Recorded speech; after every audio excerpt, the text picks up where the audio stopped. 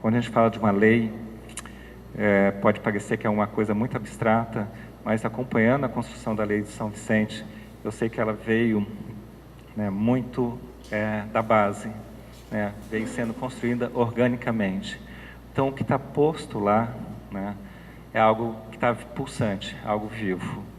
Mas, né, o fato de, ainda que essa construção seja reflexo de uma construção viva, ela requer um permanente, né, acompanhamento para que ela se torne efetiva e viva no dia a dia, né? É um reforço, uma normativa, é fundamental que tenha essa normativa, mas mais fundamental ainda é nosso, vamos dizer, nosso trabalho de guardião, né, um orar e vigiar permanente dela, né, para que ela seja apenas um norte também, mas ela, novamente, nesse sentido, que ela se materialize com nossas ações, né? Não são palavras que vão trazer as transformações nos sentidos efetivos. As palavras nos inspiram, mas são nossas ações que efetivamente vão gerar a transformação. E é isso que a gente busca, uma ação, uma ação, né, de transformação.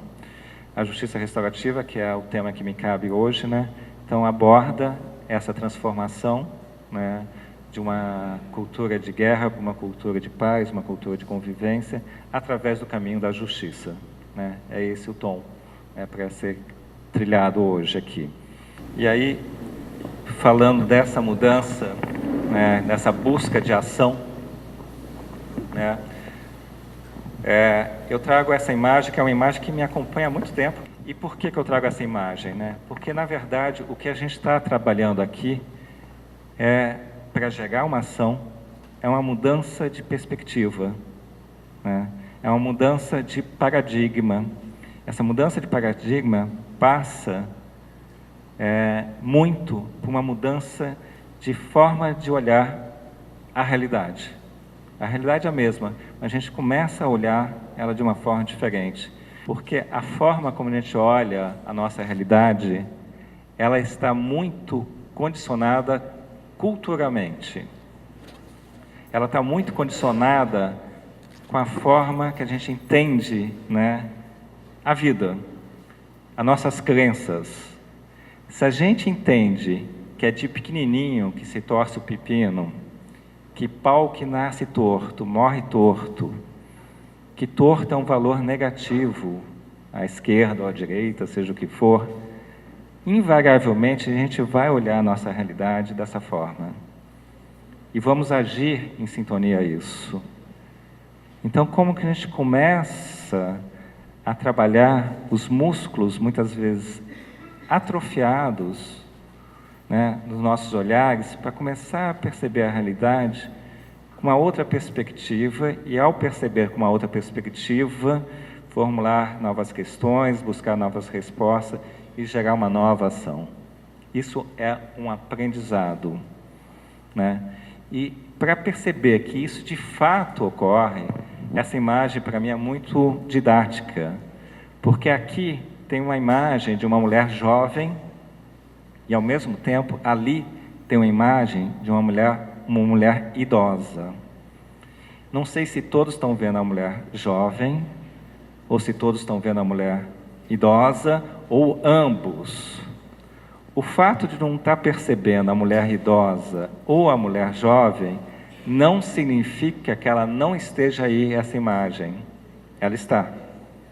Da mesma forma, e essa que é a analogia, o fato de a gente não perceber como lidar com a violência sem ser violento, não significa que não seja possível. Apenas não aprendemos, apenas não estamos percebendo como fazer essa perspectiva, trazer essa perspectiva. Da mesma forma que durante muito tempo se pensou, né, que o Sol girava em torno da Terra e não o contrário, nem por isso era o que de fato é, né? Então, como a gente vai trabalhando culturalmente esse desconstruir que condiciona o nosso olhar, mas ao mesmo tempo construindo concomitantemente, né? Todos estão vendo a mulher jovem? Todos estão vendo a mulher idosa? Não. É esse trabalho que precisa ser feito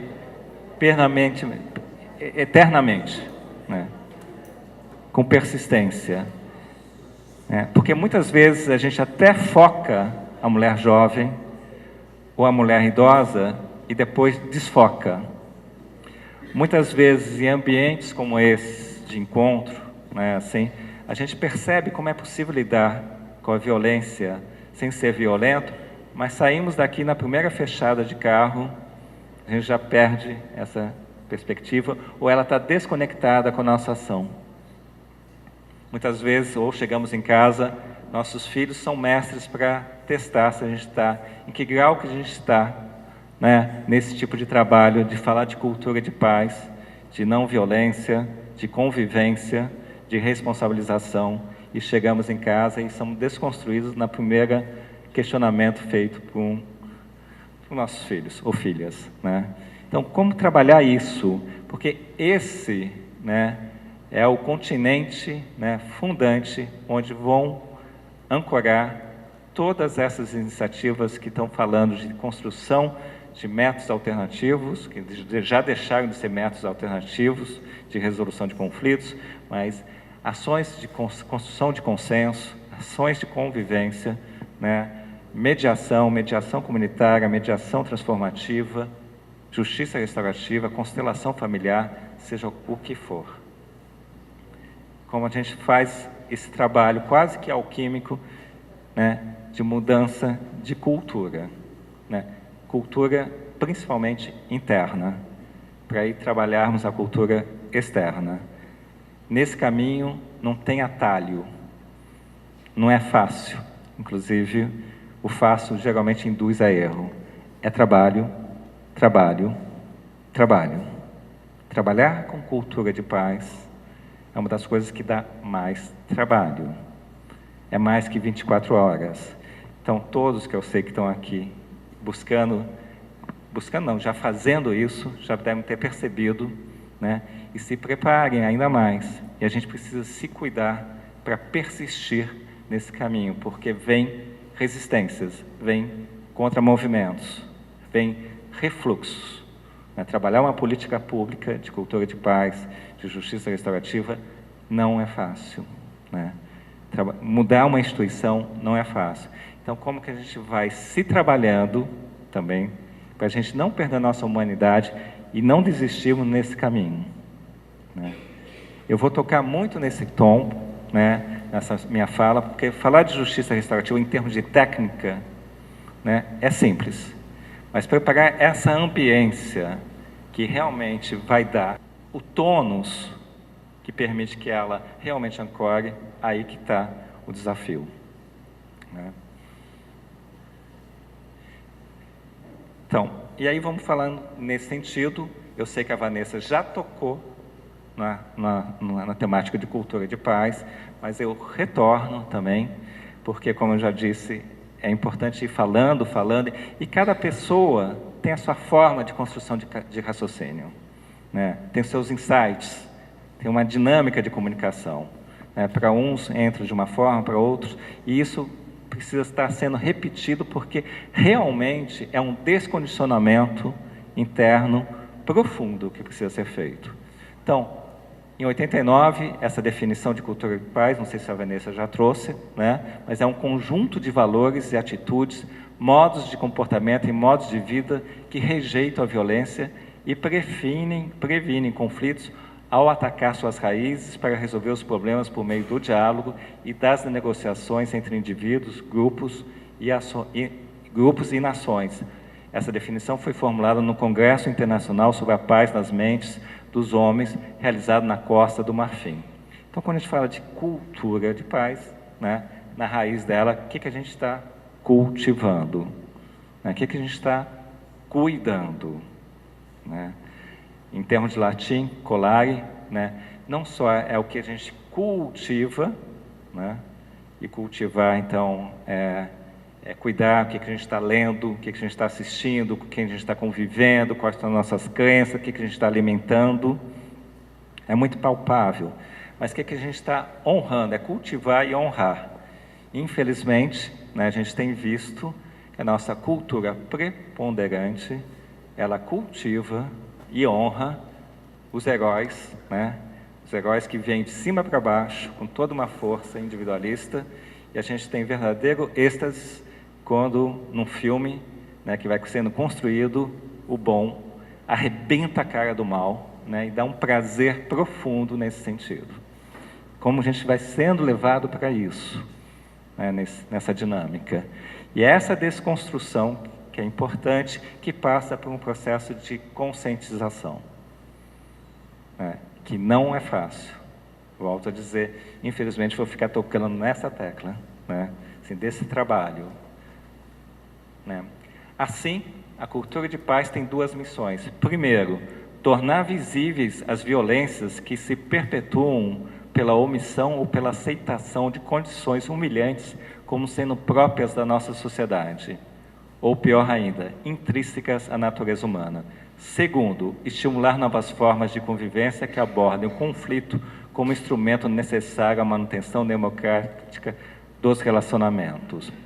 Então, o trabalho, vamos dizer, macro de uma cultura de paz é primeiro começar a desvelar todas as variáveis que contribuem para uma situação de violência, né, que são muitas, não são poucas. A violência é um fenômeno complexo. E é dentro dessa complexidade que a gente trabalha uma resposta. Começar a perceber também que uma briga, uma lesão corporal dentro de uma escola pública ou privada por uma questão de bullying, né, tem a ver com as escolhas individuais que cada um faz ali, mas tem a ver também com a ambiência. Na linha do poeta Bertolt Brecht, que dizem que é violento o rio que tudo leva, mas não dizem que são violentos a margem que o comprime. Como perceber também que aquela ambiência, ou como aquela ambiência tensiona aquelas relações, que há uma corresponsabilidade também, sem desconsiderar a corresponsabilidade ou a responsabilidade individual. Como começar, então, a desvelar, esse é um trabalho da cultura de paz, essas outras variáveis, para buscar respostas mais efetivas. Eu não vou dizer nem efetivas, que aumentam um pouco a probabilidade de a gente ter um resultado mais efetivo.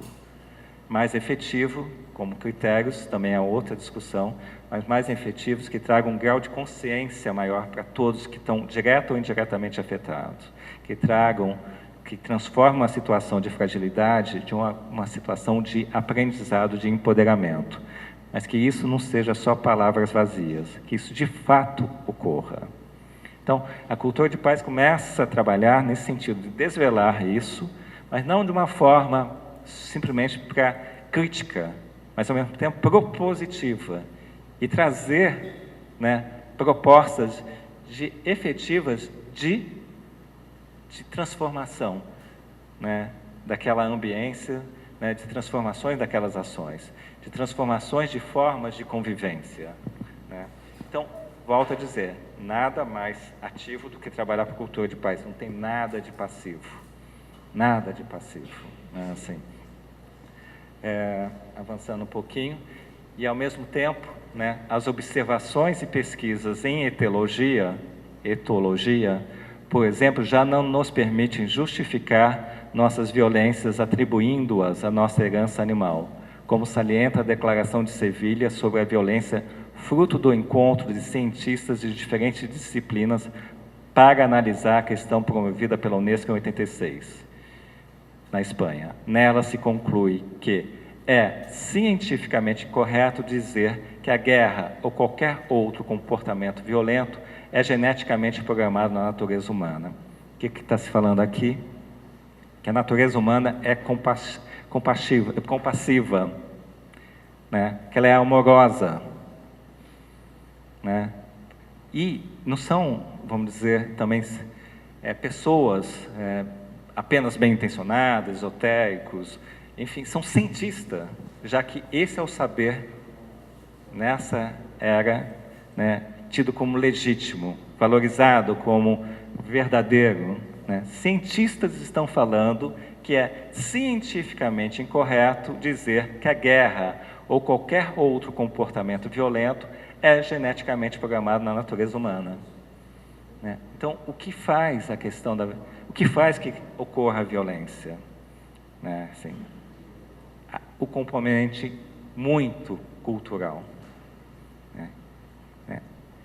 Como a gente, então, começar a aprender, e é um aprendizado, a agir, né, dentro de uma cultura, né, de paz, dentro de uma cultura de convivência, dentro de uma cultura de responsabilização, que eu já falo de antemão que não tem nada de bonzinho aqui. Nada de bonzinho. E aqui, ser bonzinho, inclusive, induz a erro. Ser bom, num outro sentido, né, como grande valor, né, tem muito de firmeza. Né? É indicar não ir pelo caminho fácil, que é uma tentação, né, pelas estratégias já conhecidas, que a gente aprendeu, né, de pequenininho. Mas como a gente faz essa transição de uma cultura de medo, de uma cultura de guerra, de uma cultura, né, belicosa para uma cultura de paz. Uma cultura de medo que tem crenças que são culturalmente definidas como violência inevitável. Há algo de errado com o ser humano, que sem castigo ou punição não haverá respeito à ordem, que existem pessoas boas e más, que os maus merecem ser punidos.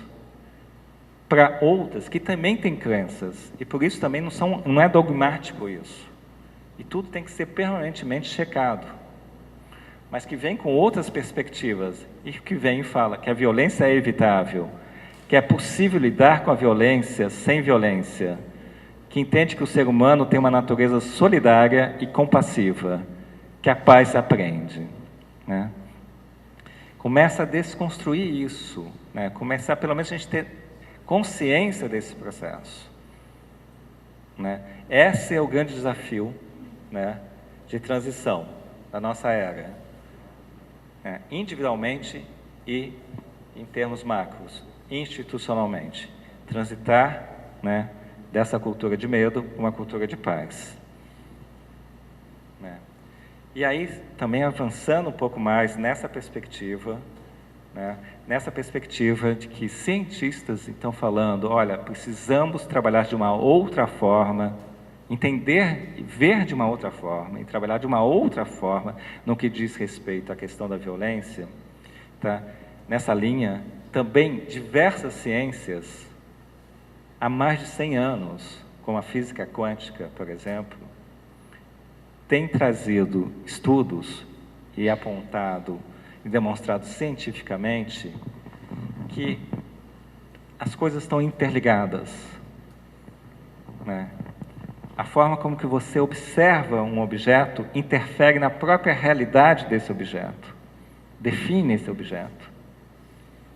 Se você faz uma ação aqui, você afeta lá. Então, teorias como eu disse, física quântica, teoria holográfica, teoria da relatividade, teoria geral do sistema, campos morfogenético, na psicologia, a teoria da sincronicidade, inconsciente coletivo, psicologia transpessoal, e por aí afora tem falado isso há mais de 100 anos. Infelizmente, o direito, e nesse sentido, a justiça como um sistema, né, tem se furtado a dialogar com esses saberes, com essas ciências, entendendo que isso são questões meta-jurídicas, com medo de perder a sua cientificidade, e com isso perde o bonde da história. E aí, nós sabemos tanto, quem está na lida desse sistema de justiça, né, por exemplo, na área da infância e juventude, estou com um adolescente na minha frente, né, dentro de uma estrutura assim, de mais de 15 audiências por dia de banalização, mas por uma questão de drogadição, e eu chego para ele e falo, escuta, você vai receber uma liberdade assistida e se vire aí para se livrar desse vício. Né? Através da ameaça, né? Através de um castigo, embora uma medida socioeducativa não tenha em tese essa natureza, mas invariavelmente aplicada com esse viés aflitivo. E aí, aquele adolescente, né, que mora num lugar que tem uma biqueira do lado, a mãe dele sai às 5 da manhã, volta às 8 da noite, cansadíssima, né? Você tem um apelo consumista de compre, compre, compre, compre mais, porque aí você é. Ele está com hormônios flor da pele, né? Você está com uma série de dinâmicas, né, chamando ele para testar limites, e faz parte da construção da identidade dele testar esses limites, e através da ameaça dele, da responsabilização individual dele, eu vou lidar com essa situação, beira, no meu ponto de vista, a covardia. Sem trabalhar a família, sem trabalhar a comunidade, a sociedade, ou olhar pelo menos para essas corresponsabilidades e buscar minimamente um plano de ação para que se lide isso. Nosso direito penal, nosso direito infracional e muito da nosso direito eu falo não, nossas dinâmicas disciplinares incorporados muito, né, no nosso sistema educacional, trabalham com essa lógica de responsabilização individual, embora inúmeras ciências estão falando existe uma interconexão, uma interdependência, né, uma corresponsabilidade. E esse é um dos princípios fundantes da justiça restaurativa, olhar para a corresponsabilidade, para se tornar minimamente mais efetivo uma resposta a uma situação que causa danos, e causa dano a todos, não só à vítima também. E aí, trazendo uma fala do Marcos Rolim, se pudermos definir a nossa humanidade dessa forma, tendo como pressuposto nossa relação com os demais, porque é na relação que nós somos seres relacionais, né?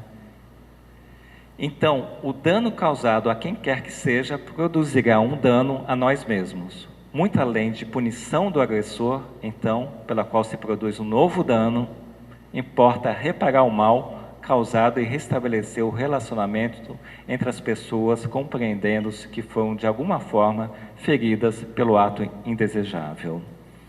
Né? Então, como a gente não responder, né, sem retroalimentar um sistema de violência? Né? E a gente começa a ter várias questões nesse aspecto.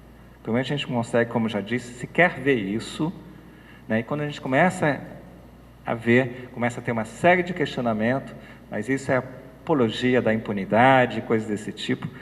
Então, como a gente vai adequando o nosso olhar para isso?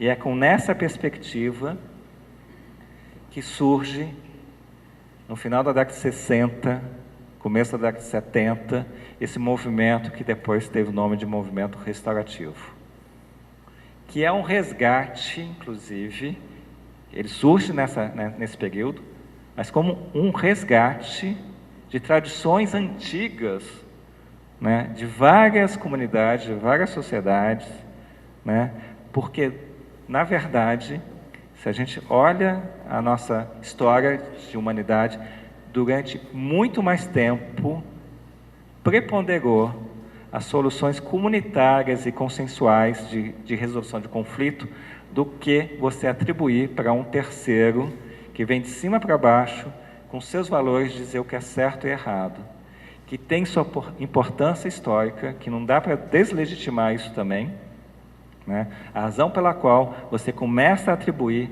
né, aquilo que a gente posteriormente veio falar do Estado, né, o que a gente também fala da legitimidade, né, do monopólio legítimo do uso da força, para você terminar com as vendetas que estavam dizimando diversas comunidades, entre outras coisas. Né? Surge isso, essas dinâmicas. Estou simplificando muito, né?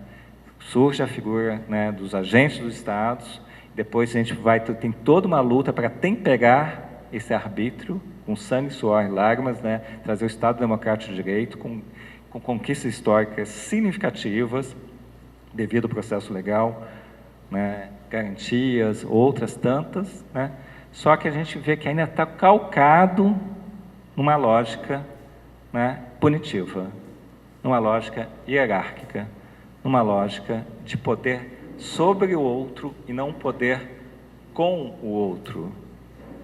Na verdade, a natureza do poder é com, não é sobre. como diz Hannah Arendt e outros tantos pensadores nessa linha, né? Mas como fazer com o outro, que a gente também não aprendeu a fazer isso, né? Trabalhar em cooperação e não em competição.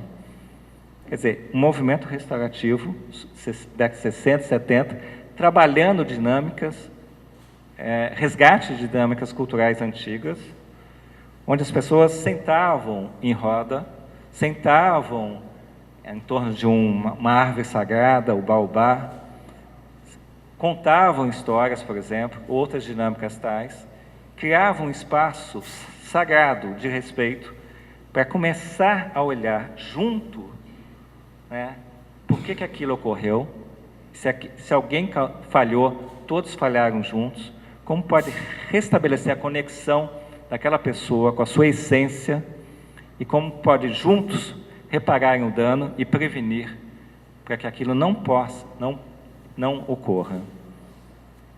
Então, eles desconstroem a lógica de um sistema de dor, que é a punição trabalha dentro de uma forma reducionista também, eu estou simplificando, mas dentro de um sistema de dor, alguém ocasiona dor ao outro, você vai e ocasiona dor a essa pessoa, entendendo que isso vai gerar uma reflexão.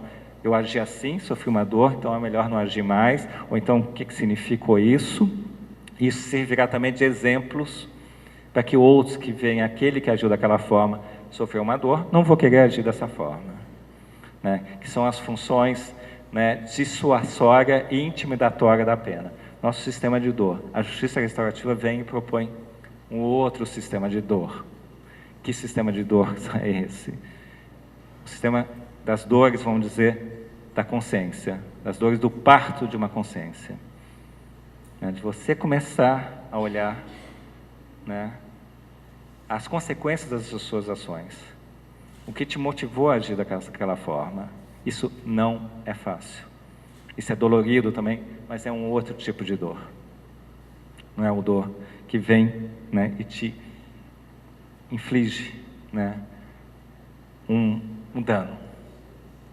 É uma dor de expansão, que é doída também, né, que não é fácil. Então, o sistema, então, esse movimento começou a problematizar uma série de questões. O que é definido como crime? Numa época, nem sempre aquilo foi tido como crime em outra. Então, o que é tido como crime é culturalmente definido. A forma como que se responde a uma situação que é tida como crime também é culturalmente definida, né? Existem outras possibilidades, porque esse sistema punitivo tem sido extremamente satisfatório.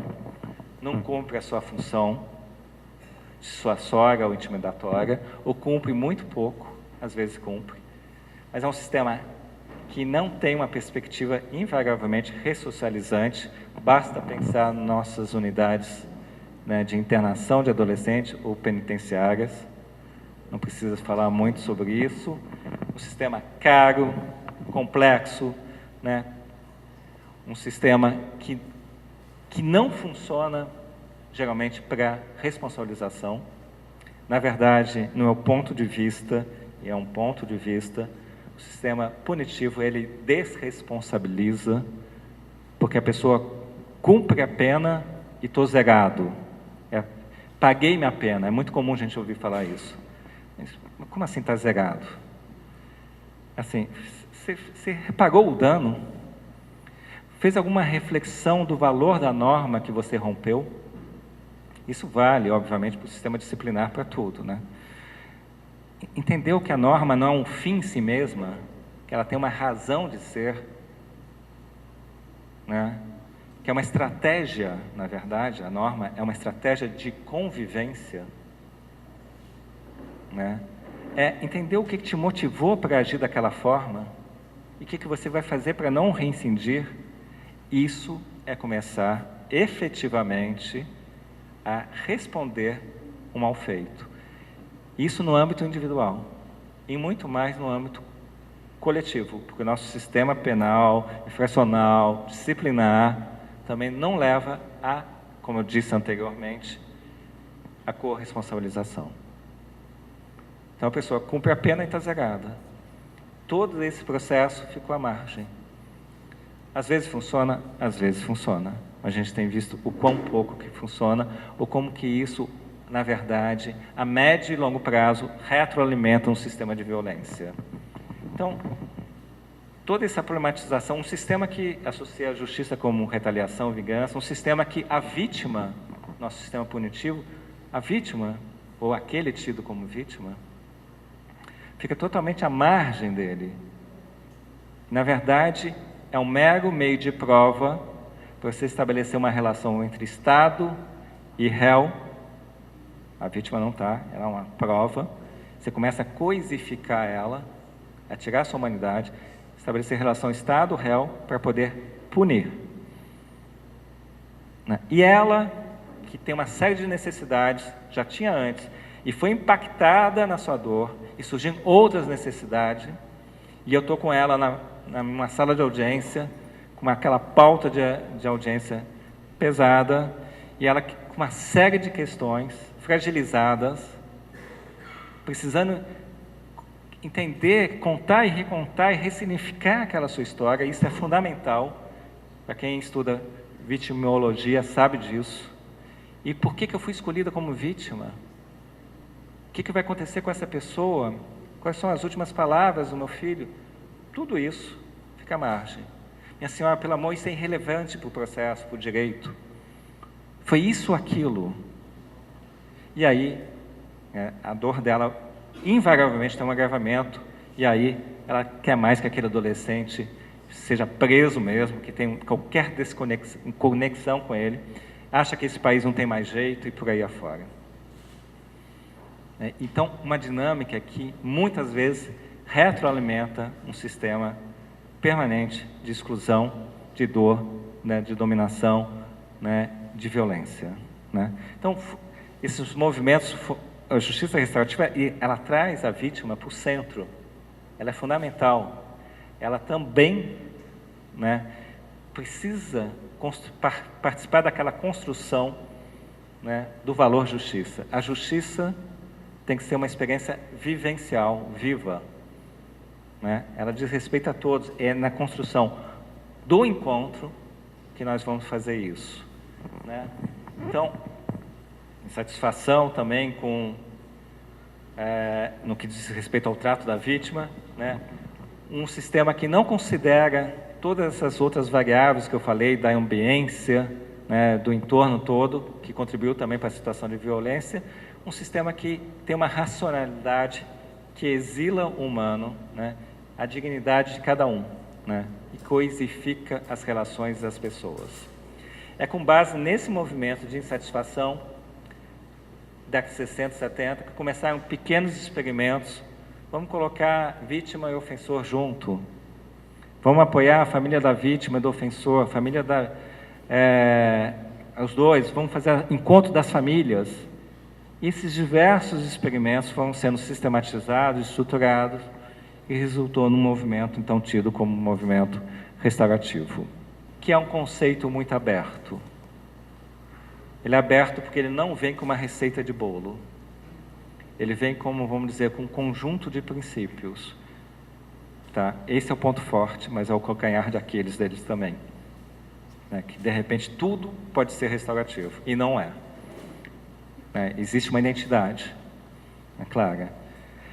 Existem algumas definições. Uma das definições, dos conceitos, não vamos dizer nem definições, mas dos conceitos que existem, foi colocado recentemente numa resolução do Conselho Nacional de Justiça, também pautado muito pela construção das iniciativas que no Brasil começaram a surgir em 2004, 2005, então trazido pela base, que pontuou que a justiça restaurativa constitui-se em um conjunto ordenado e sistêmico de princípios, métodos, técnicas e atividades próprias que visa a conscientização sobre os fatores relacionais, institucionais e sociais motivadores de conflitos e violência, e por meio do qual os conflitos que geram dano concreto ou abstrato são solucionados de modo estruturado na seguinte forma.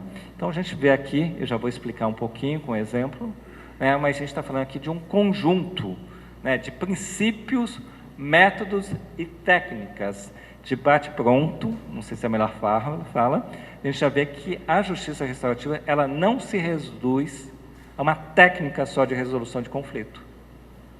Ela vai além. Tá? Isso é importante também, porque se ela se resumir a uma técnica, a probabilidade dela ser cooptada por todo esse sistema, ser colonizada, né, ser desvirtuada, é muito grande. Então vamos olhar sempre pelos princípios que nos norteiam. Hoje em dia já existem vários programas de justiça restaurativa, mas que só estão no nome. Então, faz algumas práticas humanizantes, às vezes até de forma perversa, apenas para se aumentar a culpa de um adolescente ou de alguém, e desvirtua, não está em sintonia com esses princípios. Então, o importante aqui é um conjunto de princípios, métodos e técnicas, né? E que propõe o quê? Propõe um encontro. Qual encontro? Né? O encontro entre vítima, ofensor, pessoas direta ou indiretamente afetadas por aquela situação de violência, de dano.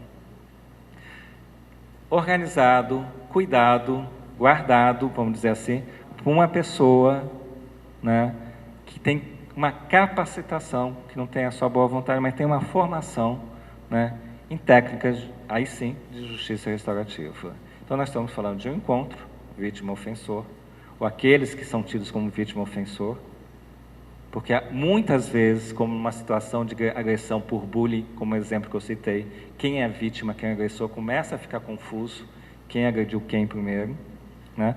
Mas vítima, ofensor, pessoas que podem apoiar eles, pessoas que contribuíram para aquela situação, podem contribuir para que aquilo não volte a ocorrer. Então nós estamos falando, de um modo geral, de um encontro ampliado, né? E aqui a gente já começa a ver como a gente começa a se distanciar um pouco de uma mediação vítima-ofensor só, que tem grande valor, só é pouco, não é correto, mas que é uma outra proposta. Tá? Começar a olhar também as suas corresponsabilidades e as suas ambiências também. Então, encontro facilitado, tem alguns nomes que tem algumas variações, em princípio facilitador restaurativo, né, guardião, né, coordenador de círculo, tem alguns nomes que surgem em alguns projetos no país. Bom, mas vamos usar o facilitador. Se prepara esse encontro, tem passos para serem organizados, tem um próprio encontro, acho que muitos aqui já fazem isso, algumas técnicas, tem técnicas diferentes, mas a gente tem usado muito ultimamente processos circulares, círculo de construção de paz, né, mas tem outras também, né, conferências familiares, modelo da África do Sul, Zuelê Temba, tem círculos restaurativos, né, que vem muito da comunicação não violenta, mas antes vamos ainda aprofundar a questão da técnica. Mas você faz um encontro, de modo geral, todos têm mais ou menos esse padrão, né, de preparação desse encontro mais ampliado, de passo para serem observados nesses encontros, que ao chegar eventualmente num acordo ou num plano de ação, e o sucesso não mede necessariamente, como na mediação, pelo resultado final, porque muitas vezes as pessoas conseguem caminhar até um determinado ponto, e isso já tem um grande valor, né? Mas temos também um acompanhamento daquilo que vier a ser acordado no círculo restaurativo, ou no processo circular.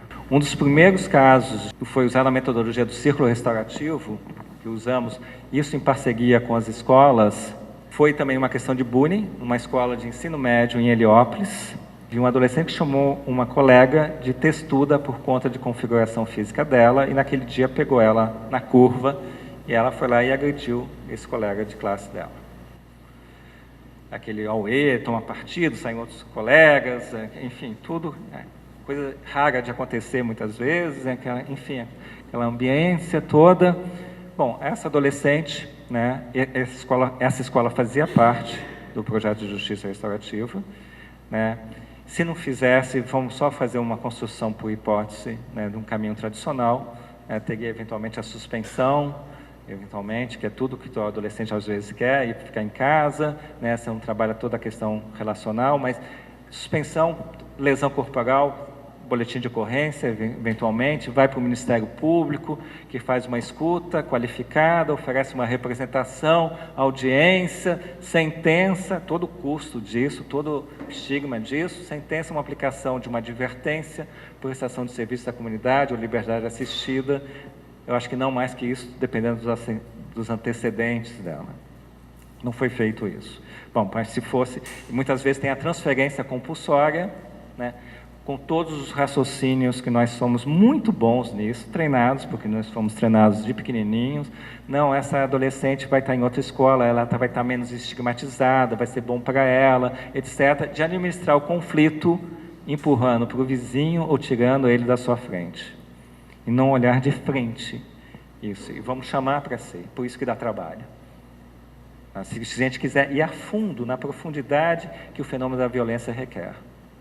E não fazer o fast food e ficar bem na fita por uma questão de marketing. Né? Legal, sou juiz restaurativo, faço um projeto de justiça restaurativa, seja o que for. Né? E já, não, a gente quer efetividade, não quer marketing. Né? Isso é diferente. Né? Então, não foi feita a transferência compulsória, tá? Não teve o processo judicial, com todo o estigma que existe, com todo o custo que existe. Né? Então, essa escola tinha formação de justiça restaurativa.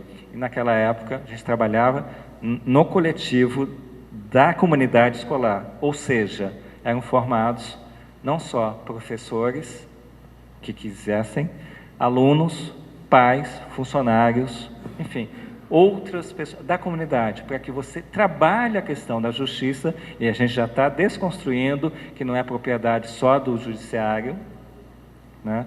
Naquela ambiência, com aqueles valores, naquela vivência. E foi feito o encontro dessa menina, da adolescente, com a mãe dela, do menino, com o pai dele. Essa escola tinha grêmio, que nem sempre tem, 2 representantes do grêmio. Foi chamado o pessoal com um representante do Conselho Tutelar, que fazia parte também da formação, porque a gente trabalha com a formação intersetorial, interdisciplinar, também da comunidade do entorno. Trabalhava em alguns projetos, é possível, e o que eu recomendo muitas vezes. Um representante da escola, acho que era o coordenador pedagógico, não lembro mais, nem lembro quem era o facilitador da época, se era um professor, se era, não lembro. Né? Resumindo, começa a falar, essa menina traz toda a dor dela, por que ela era chamada de testuda. Né? Aquele adolescente que chamou ela de testuda, está entendendo um pouco melhor como isso afetava ela. Né? Ela aprofunda a fala dela, você vê que o padrasto dela também chamava ela de testuda, e tinha situações familiares um pouquinho mais complicadas, para não dizer bem complicadas. A mãe dela está ali atenta, o pessoal do Conselho Tutelar está atento. Você começa a ter uma qualidade de conversa em outro patamar. Geralmente, quando você tem um conflito escolar, você tem uma desestrutura familiar por trás, etc. Por isso, essa convergência muito próxima da educação com a justiça restaurativa, que tem uma convergência de valores muito próximo. Já tem com a infância, né, com caráter sociopedagógico, lógica de rede, sistêmica, também de corresponsabilidade, mas muito com a justiça restaurativa. Passa a palavra para esse menino, ele começa a chorar, porque a partir do momento que ele apanhou de uma menina, ele passou a ser chamado de mariquinha, mulherzinha, 2 palitos para ele bater em alguém, para mostrar que ele não é mulherzinha, coisinha nenhuma, enfim. Então, a desconstrução do ciclo de violência já vai ocorrendo. Né? O professor, coordenador pedagógico, que via aquela menina como irracível, belicosa, que já tá vendo ela na sua humanidade, a corresponsabilidade da escola. Não é de hoje que aquela menina estava sendo chamada de testuda, outros estão sendo chamados de tantos outros nomes. Também pensando a responsabilidade da escola. Né? Você já está em outro patamar. Isso, eventualmente, pode surgir num processo tradicional? Pode, mas a probabilidade é bem baixa.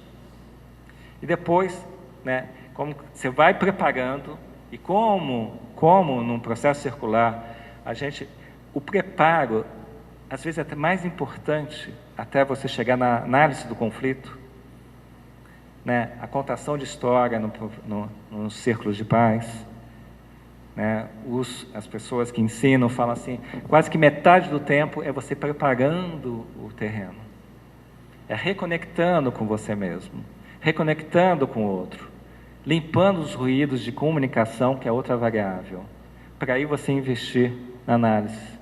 Ninguém vai para o círculo restaurativo, oba, vou para o círculo restaurativo, que bacana, vou me encontrar com a vítima, o ofensor.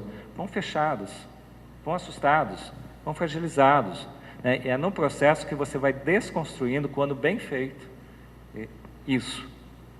E é muito comum a pessoa chegar e, desculpa aí, foi mal, para se livrar do problema também. Essa desculpa não tem nenhum valor. Mas quando você vai conectando, tem um outro tipo de desculpa que vem com uma outra qualidade, né, que quem está facilitando sabe, ao final. Vem com uma respiração, vem com assim, aí sim, né, processo de consciência. Entendi como isso te afetou, como isso foi doído. Entendi, é de esse lugar que se busca chegar. Nem sempre se chega, mas se busca chegar. Porque nesse caminho também, não, como eu disse, não é marketing, não é a justiça restaurativa, não é apanágio para tudo, não são só flores, é muito trabalho. Um ambiente de círculo restaurativo não é só paz e amor. É um ambiente para você trazer as pessoas, trazerem as suas dores, a sua sombra. Por isso que ele tem que ser bem ancorado. Não é bonitinho. E muitas vezes, no começo, você tem... Por isso que o facilitador precisa também ter técnica. Como que abre um conflito, como conduz, como fecha. Também, como que você não vai também... Você não vai fazer uma terapia ampla. É um processo terapêutico em outro sentido, de cura, em outro sentido. Né? Então, tudo isso precisa de uma formação cuidadosa. Também, por isso que não dá para ser assim. Né? Kit Justiça Restaurativa, faça uma formação uma semana e saia sendo um facilitador, resolvendo problemas de toda hora. Não dá. Precisa ter um preparo e precisa ter um permanente revisitar, discussão de casos. Estamos alinhados, estamos fugindo dos princípios, que é normal também. Também não tem nada de errado e fazendo os ajustes no caminho. Mas ter consciência disso e ter algumas estratégias de ajustes. Tá? Nesse caminho, quer dizer, nesse exemplo, fechando ele também, né, teve pedido de desculpa qualificado, teve uma reparação de dano, porque aquela adolescente, né, ela fez uma escolha desastrada, por isso que eu falo que não é passar a mão na cabeça de ninguém, mas também não é dar o tapa na cabeça de ninguém. Bom, ela então teve reparação de danos, né, teve um pedido de desculpas, mas ao mesmo tempo, esses dois adolescentes concordaram de fazer uma campanha na escola para falar do bullying, como isso afetava as vidas das pessoas, etc. Como você irradia, e aí o professor que estava lá ia ver que dia que ia fazer isso, o pessoal do Conselho Tutelar ia divulgar no entorno, o pessoal do Grêmio, quer dizer, você tem um engajamento de toda a comunidade. E a escola também começou a fazer uma campanha com relação a bullying. Porque, principalmente em relações continuadas, que as pessoas vão voltar para a mesma ambiência, né, se você não trabalhar essa ambiência, a chance de aquilo voltar a ocorrer aumenta muito. O que a gente tem cuidado muito, e a resolução do CNJ cuidou, né, e toda a política pública que se pretende restaurativa, eu entendo que deve ter esse olhar, né, partindo dessa premissa básica que a violência é um fenômeno complexo, que não é uma mera fotografia, tá? São 3 eixos, né? Então, você tem um trabalho relacional, que é um trabalho que baseia em técnica, tá? Bati no outro, etc. Como que eu vou fazer essa questão relacional, né?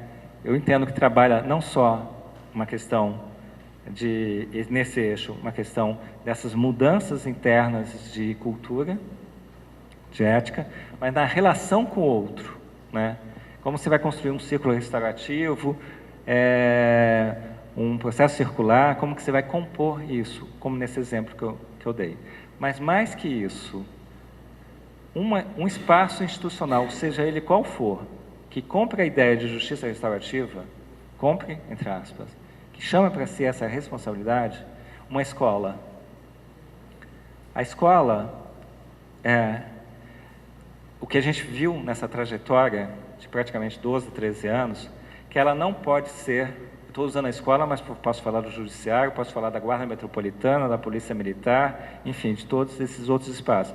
Escola, que aqui, ela não pode ser só uma mera hospedeira de um processo circular, se ela não rumar em direção a uma escola restaurativa. Isso significa pensar seu projeto pedagógico, regimento interno, assembleia de alunos, gestão democrática, grêmio, semana de cultura de paz, fazer um feixe de ações complementares para que aqueles princípios se irradiem para aquela ambiência. Se não fizer isso, o que a gente tem visto, não que não vai funcionar pontualmente, no começo, né, mas a probabilidade de aquele projeto não enraizar, ou você ter um desvirtuamento daquelas dinâmicas, aparentemente bacaninhas, bonitinhas, mais humanizantes, mas para manter as relações de poder, né, naquela ambiência é muito grande. Então, como que você trabalha essa irradiação para o espaço institucional, e o espaço institucional vai também entrando naquela sintonia que não é fácil. E aí, nesse eixo institucional que você vai irradiando para a sua ambiência, você também tem que preparar as pessoas, né, para lidar com aquilo que eu falei no início da minha fala, para as resistências que virão. Mudar um paradigma que fala de mudança de cultura de paz, com violência, que diz respeito à violência, que diz respeito a adolescente, ou com adulto, não é fácil. Então, aí vem das diversas formas. Aí, aquele professor que está dizendo sim ao projeto, aí chega o outro, mas você está recebendo alguma coisa por esse projeto? Mas nós, professores que estão magoados, mas você está agora acreditando em abraçar a árvore, mas quando você viu, você que já faz uma função relevante social, que é bárbara, né? E no começo do projeto, o projeto às vezes não dá certo, você desiste. Fui. E tchau. Então, como você prepara as pessoas para resistirem às resistências que virão, no mínimo sabendo que isso ocorre.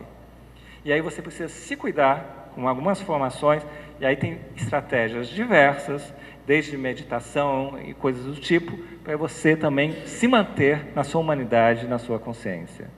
E persistir. Então, esse é um segundo eixo fundamental nos projetos de justiça restaurativa, que a gente tem adotado muito em São Paulo. A gente tem incentivado muito os núcleos de justiça restaurativa. A nossa normativa, né, Eduardo, foca nisso, né? E o outro eixo é a questão social, interinstitucional, intersetorial, interdisciplinar. Então, como você trabalha também, porque a justiça não diz respeito só ao sistema de justiça, mas diz respeito à saúde, à educação, à segurança, à assistência social, etc. Mas como se cria minimamente, né, uma rede em torno do projeto, mínimo. Né? Ou seja, como você trabalha de forma parceira, interinstitucionalmente, criando um grupo gestor, que pode estar dentro do judiciário, na comunidade, na interface, que tem uma mobilidade, né, nesse sentido, porque, como eu disse, não vem uma receita de bolo, mas vem princípios claros. Não vem uma receita de bolo porque a implementação de um núcleo, ele precisa considerar o espaço, as peculiaridades do espaço social e institucional que ele está sendo implementado.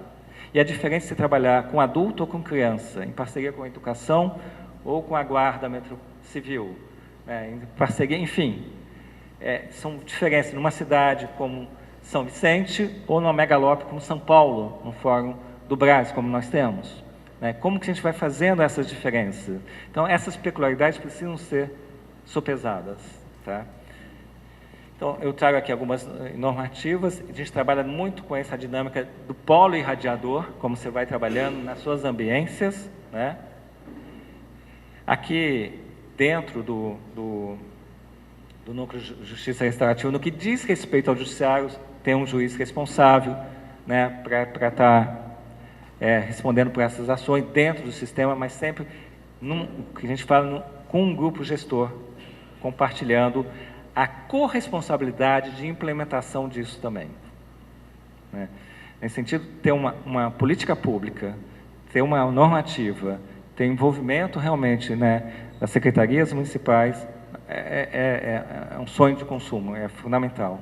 A chance de ter um êxito assim, que é raríssimo de se ver, é muito grande. Né? Então, e aí que vai ao encontro, e não de encontro, esse desafio posto pelo Zé, o professor Raio Zé, que como toda tentativa de mudança, a justiça restaurativa muitas vezes se descaminhou no curso de seu desenvolvimento e disseminação, na presença de cada vez mais programas que se intitulam Justiça Restaurativa.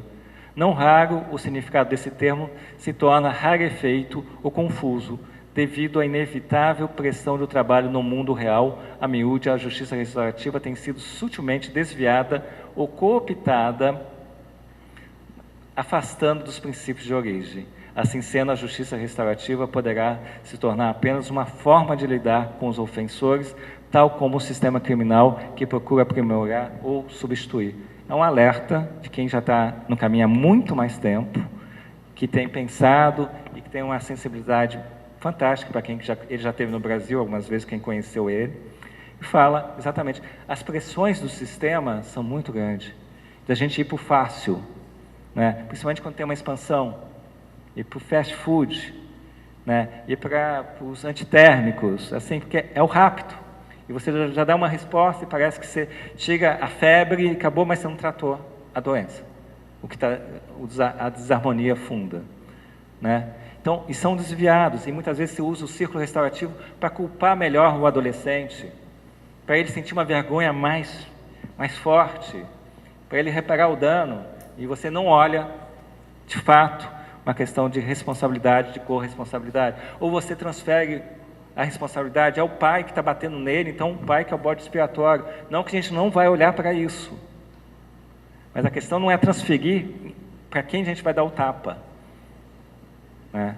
Aqui é uma questão de consciência, de desconstrução. E isso você não faz assim.